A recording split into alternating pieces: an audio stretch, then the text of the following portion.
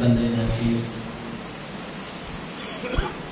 جتنے بھی علماء ذیشان تشریف فرما ہے، جن کے مبارک اسماء سے بندہ ناچیز واقف نہیں ہے، اللہ عز و جل ان کے صحبت و گداز میں مزید برکات کا نزول فرمائے۔ خاص طور پر اس جامعہ مسجد کے امام و خطیب حضرت علامہ مولانا محترم محمد آصف چشتی صاحب جی تشریف، ان دوست احباب کے حکم پر بندہ گناہگار آپ کے سامنے حاضر ہے۔ ڈاکٹر صاحب خلیل الرحمان بٹ صاحب اور ان کی جتنی بھی بزم ہے، ان کا بندہ ناچیز کو حکم ہوا آپ کے سامنے بندہ ناچیز حاضر ہے۔ دعا ہے کہ رب ذوالجلال اس بزم کو، ان کے معاونین، منتظمین، اراکین کو اور اپنے اس گھر کو دن دگنی رات چگنی ترقی عطا فرمائے۔ علماء ذیشان کے بارے میں صرف میں اتنا کہنا چاہوں گا، جن کے پاس علم کی دولت ہے، الحمد سے لے کر والناس تک آپ سارا قرآن اٹھا کے دیکھ لیں، 78,000 تقریباً الحمد سے لے کر والناس تک قرآن میں الفاظ اور کلمات ہیں، لیکن 78,000 کلمات اور الفاظ میں سب سے پہلے رب نے جو اپنے محبوب کے قلب پر لفظ نازل کیا وہ اقرا ہے۔ وہ کیا ہے؟ اقرا، جس کا تعلق علم سے ہے۔ تو جنہیں اللہ نے علم کی دولت سے مالامال کیا ہے، ان کی قدر کرنے والے جو بھی ہوں، جہاں سے بھی ہو، رب انہیں بھی دنیا اور آخرت میں عزت عطا فرمائے۔ اس لیے میں نہیں ہوں کہ میں کہوں گا کہ آپ، میرا فرض ہے، ہم پہ لازم ہے اذان دینا، کوئی نمازی نماز پڑھنے آئے یا نہ آئے یہ ہم سے بھی پوچھا جائے گا۔ اس لیے شروع سٹارٹ میں اپنی گفتگو کا آغاز کرنے سے قبل ان علماء ذیشان کی بارگاہ میں اپنی طرف سے یہ خراج عقیدت پیش کیا، اللہ عز و جل ان کا ہم پر سایہ قادر قائم اور دائم فرمائے۔ میں کوئی بہت بڑا خطیب بن بدر نہیں ہوں،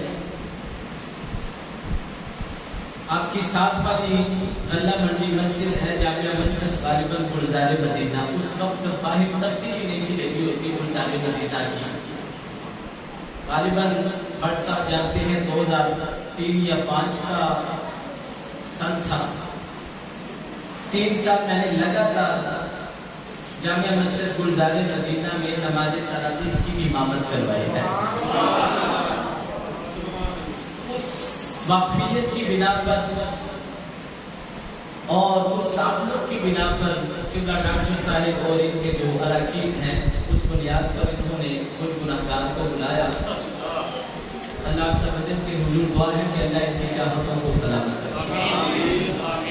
مختصر یہ ہے کہ آپ میری گفتگو کو غور و فکر سے سماعت کریں، تاکہ آپ آئے ہیں، اپنا قیمتی وقت نکالا ہے، اگر آپ کچھ لے کر جائیں گے تو مجھ گناہگار کی مغفرت اور بخشش کا سامان ہو جائے گا۔ اس نیت سے آیا ہوں۔ الحمدللہ الذی وحدہ والصلاة والسلام علی من لا نبی بعدہ وعلى آلہ واصحابہ الذین اوفوا عہدہ، اما بعد فاعوذ باللہ من الشیطان الرجیم، بسم اللہ الرحمن الرحیم۔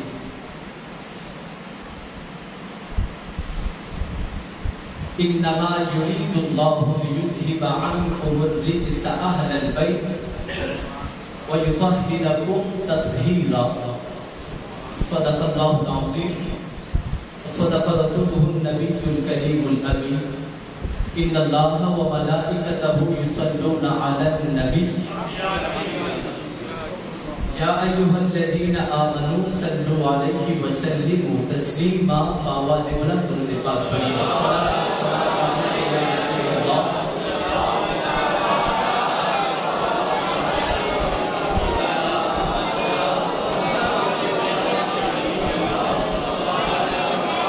اللہ رب العزت جل جلالہ کی حمد و ثنا حضور خاتم النبیین احمد مجتبیٰ جناب حضرت محمد مصطفیٰ صلی اللہ علیہ وآلہ وسلم آپ کی بارگاہ ریاض میں ہدیہ درود و سلام عرض کرنے کے بعد محتشم سامعین حضرات، بڑی خوشی ہوئی آپ دوست احباب نے جس انداز سے درود و سلام کا نذرانہ پیش کیا. میں اکثر اپنی محبت کے پیش نظر، یہ میری اپنی تحقیق ہے، اپنا میرا ایک فقاہت ہے میری،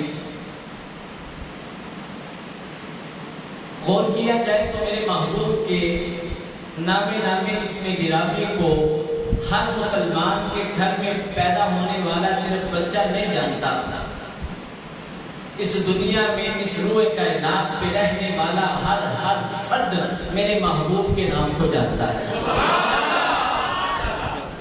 میں آپ کے درودوں کے پیش نظر درود و سلام آپ کی چاہت اور تڑپ پر ایک نکتہ پیش کرنا چاہتا ہوں. میں نے کہا میں خطیبے پہ بدل نہیں، آپ ساتھ چلیں گے تو ہو سکتا ہے وہ خطیبے پہ بدل بن جائے. ساتھ چلیں گے.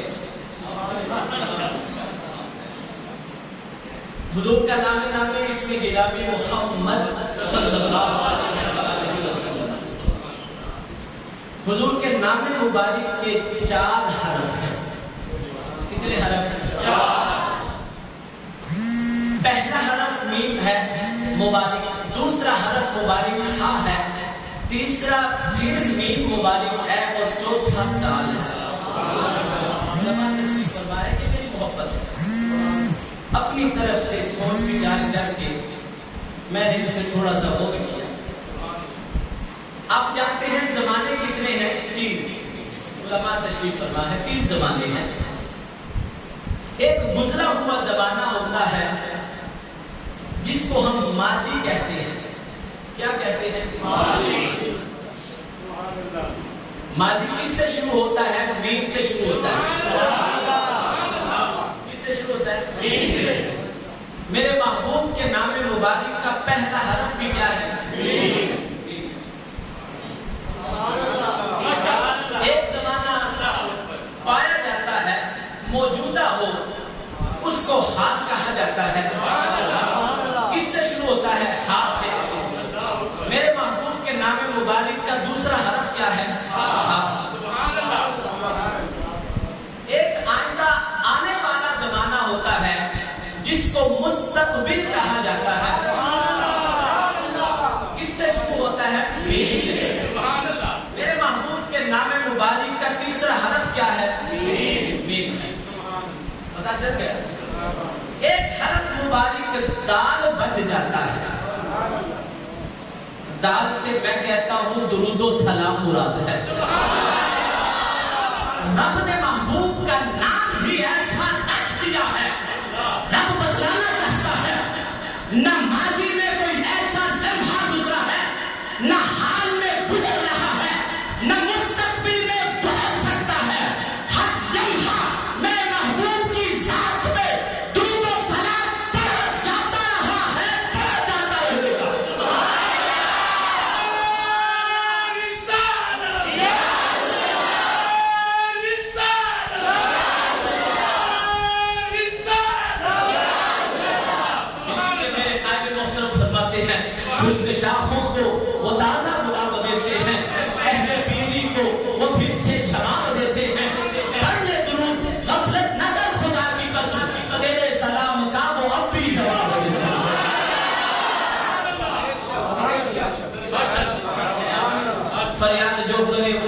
حال زار میں ممکن نہیں ہے کہ خیر البشر کو خبر نہ ہو۔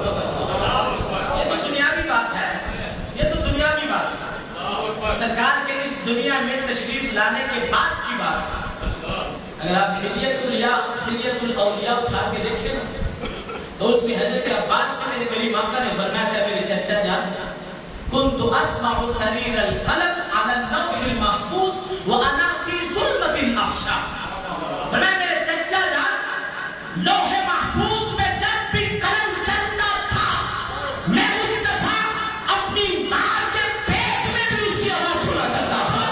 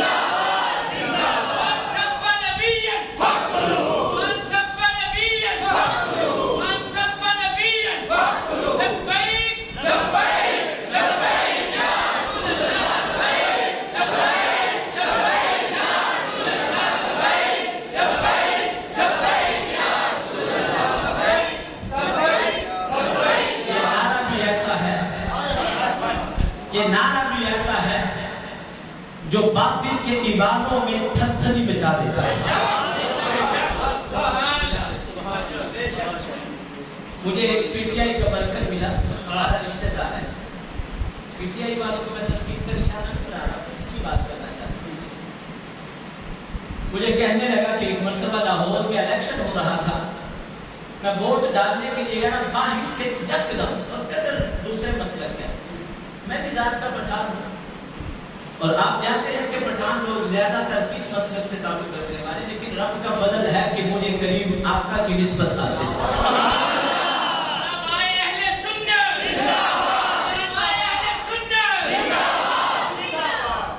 جب میں ووٹ ڈالنے لگا نا، باہر سے جب لبیک یا رسول اللہ کی صدا آئی، ڈالنے بلے کو ووٹ گیا تھا لیکن قریب پہ مہر لگا۔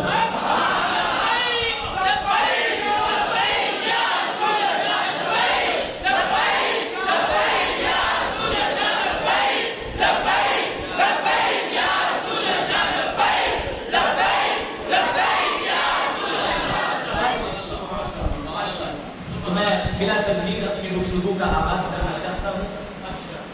میں نے بٹ صاحب سے اور ڈاکٹر صاحب سے کہا تھا کہ بھائی میں آدھے گھنٹے سے زیادہ کیپیسٹی میری نہیں ہے، اتنی میں تبلیغ کر سکتا ہوں، کیوں سمجھ لیجیے مواد ہی ختم ہو جاتے ہیں، آدھے گھنٹے کا ہو جائے، اس لیے میں چند ایک باتیں ہوش گزار آپ کی کرنا چاہتا ہوں آج کے اس پرفتن دور کے لحاظ سے۔ نسبت کہتے ہیں کہ جب کسی ایک چیز کا دوسری چیز کے ساتھ گہرا تعلق ہو جائے تو ہم اس کو نسبت کہتے ہیں، اور لیکن نسبت کے ساتھ اشیاء کی قدر بدل جاتی ہے۔ نسبت کے ساتھ قدر و منزلت میں بندہ اور کوئی چیز ہو تو وہ بھی ممتاز ہو جاتی ہے۔ سبحان اللہ۔ تو رکیے میں چند ایک باتیں کروں گا انشاءاللہ ٹو دی پوائنٹ۔ مثال کے طور پہ ایک ہی بھٹی میں دو اینٹیں تیار ہیں، دونوں کا گارا، دونوں کا جو مٹیریل ہے ایک جیسا ہو، بنانے والا کاریگر بھی ایک ہو، ایک ہی آگ میں دو اینٹوں کو اکٹھے پکایا بھی گیا ہے، دونوں کی قیمت بھی ایک جیسی ہے، دونوں کو خریدنے والا بھی ایک ہے، لگانے والا بھی ایک ہے، لیکن خرید کر لگانے والے نے دو اینٹوں میں سے ایک اینٹ مسجد کے صحن میں لگا دی اور ایک اینٹ بیت الخلاء میں لگا دی۔ میں چھوٹا سا مثال، چھوٹا سا مثال، اب ایک کو صحن میں لگا دیا گیا، ایک کو بیت الخلا میں لگا دیا گیا۔ آپ جانتے ہیں کہ دونوں کی نسبت میں اور تعلق میں فرق آ گیا۔ ایک کا تعلق مسجد کے صحن کے ساتھ ہے، ایک کا بیت الخلا کے ساتھ ہے۔ جب دونوں کے تعلق میں، دونوں کی نسبت میں فرق آ گیا تو دونوں کی قدر و منزلت میں بھی فرق آ گیا۔ ایک وہ ہے جس کا تعلق بیت الخلا سے ہے، وہاں ہم ننگا پاؤں رکھنا گوارا نہیں کرتے، اور جس کا تعلق رب کے گھر کے صحن کے ساتھ ہے، وہاں پر ہم اپنی جبین رب کی بارگاہ میں رکھتے ہیں۔ سبحان اللہ، سبحان اللہ۔ دونوں کی نسبت میں فرق ہے تو دونوں کی قدر و منزلت میں بھی کیا آ گیا؟ فرق آ گیا۔ توجہ رکھیے، ایسے ہی ایک نسبت اصحاب کی ذات رسول سے ہے۔ میں ایک جگہ پہ لانا چاہتا ہوں، ایک نسبت اصحاب کی حضور کی ذات سے ہے، اور ایک نسبت اہل بیت اطہار کی حضور کی ذات سے ہے۔ اب مجھے یہ بتائیے، اللہ نے دوسرے پارے میں ارشاد فرمایا، وَقَالَ لَهُمْ نَبِيُّهُمْ إِنَّ آيَةَ مُلْكِهِ أَنْ يَأْتِيَكُمُ التَّابُوتُ فِيهِ سَكِينَةٌ مِّن رَّبِّكُمْ۔ میں تمہارے پاس ایک تابوت آئے گا، اس میں سکینہ ہے تمہارے رب کی طرف سے، سکون ہے اس میں۔ کیوں سکون ہے؟ کیوں باعث سکون ہے وہ تابوت؟ کیوں باعث قرار و اطمینان ہے وہ تابوت؟ آپ نے خود بیان فرمایا، فرمایا وہ بقیۃ مما ترک آل موسیٰ و آل ہارون۔ فرمایا اس میں میرے پیارے نبی موسیٰ اور ہارون سے نسبت والی چیزیں اس میں موجود ہیں۔ میں آپ کو ایک جگہ پہ لانا چاہتا ہوں، نسبت والی چیز کیا تھا اس تابوت میں کہ جس کو رب نے سکون کا باعث بھی قرار دیا؟ بنی اسرائیل والے اسے سامنے رکھ کر مانگتے تھے، جو مانگتے تھے رب عطا فرما دیا کرتا تھا۔ کیا تھا اس میں؟ اس میں حضرت موسیٰ علیہ السلام کے مبارک کپڑے تھے، نالین تھے۔ حضرت ہارون، حضرت موسیٰ علیہ السلام کا عصا مبارک تھا۔ اب سوچ تو صحیح سننی، اگر بے جان کپڑے کی نسبت رب کے نبی سے ہو، بے جان لکڑی کی نسبت رب کے نبی سے ہو، بے جان چمڑے کی نسبت رب کے نبی سے ہو، رب کا قرآن کہتا ہے وہ باعث سکون بھی ہے، اس کے وسیلے سے مانگا جائے رب دیتا بھی ہے، تو پھر سوچ تو صحیح جس حسن و حسین کی رگوں میں مصطفیٰ کا خون ہے، اس حسن و حسین کی عظمت و شان کا عالم کیا ہو جائے۔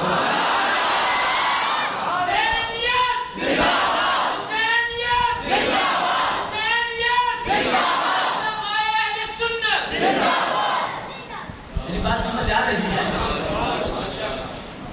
اب اس میں ایک اور کرتا چلو، جس پرفتن دور سے ہم جا رہے ہیں، اس میں قبلہ حضرت صاحب بھی اشارہ دے رہے تھے، کچھ لوگ وہ ہیں جو حب صحابہ کے دعوے دار ہیں، سینے بغض اہل بیت میں جل رہے ہیں، کچھ وہ ہیں جو حب اہل بیت کے دعوے دار ہیں، سینے بغض صحابہ میں جل رہے ہیں۔